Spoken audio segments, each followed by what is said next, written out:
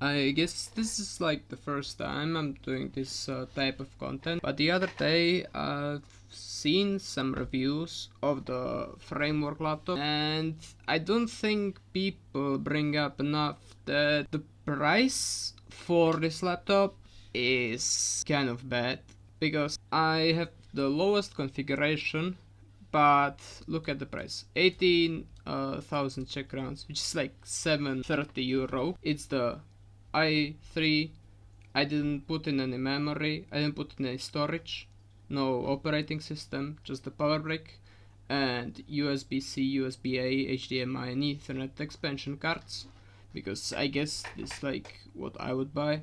And now also, let's say you actually want to use the laptop, so you want to buy some RAM and SSDs. If I go look, this is not the cheapest website for this in my country, but let's just go with this. It's 1000 crowns for the RAM and 2000 for the SSD, which like altogether is like 120 euro on top. Which also brings me to another complaint with the framework shopping experience, let's say, because if I'm being like really rude, I would say this is ripoff. 2400 crowns. The same RAM stick I can get for 1000. Same goes for the SSD. I want 500 gigabytes. 2790. 2000 crowns on the website. I know you don't have to put it in, but it's bad customer experience at best, rip off at worst.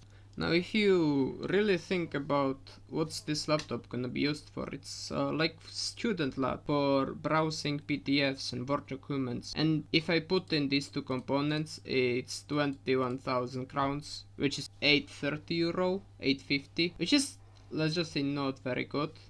Especially if you go and look at the competition. So I found few of competition laptops with like touchscreens. This one is without touchscreen, but this is like half the price. i5 13428. This IdeaPad has the Ryzen 5 5500U. This one has the Ryzen 5 7430U. Let's just say you want to look at the performance. Like for this type of product, it doesn't really matter. You're gonna be using it for browsing PDFs and internet anyway. I'm looking at CPU benchmark. I know it's like synthetic, but those are the two CPUs that both of the framework versions use. And those are the CPUs I've mentioned before. Now I guess like people will come and say, look at the upgradability, look at how I can swap these ports. But I don't think it matters that much in this type of product. You're gonna have this laptop for like 5 years. It's gonna be better laptop for the same purpose. You're not gonna be upgrading the CPU anyway, because why would you? It still browses the Word documents. It's not gaming a machine. And I'm just really struggling to see who's going to be the audience for this type of machine. It's really expensive.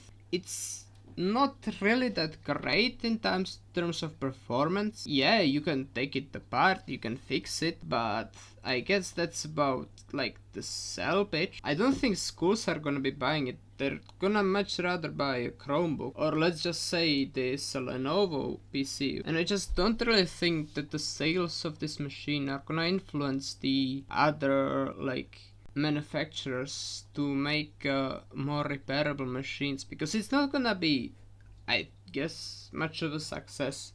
It has lots of like online interaction from other people, but like normie, let's just say, is gonna come into this, buy these types of things and gonna get ripped off. It's just not great. I don't think it's gonna have much success outside of the enthusiast scene.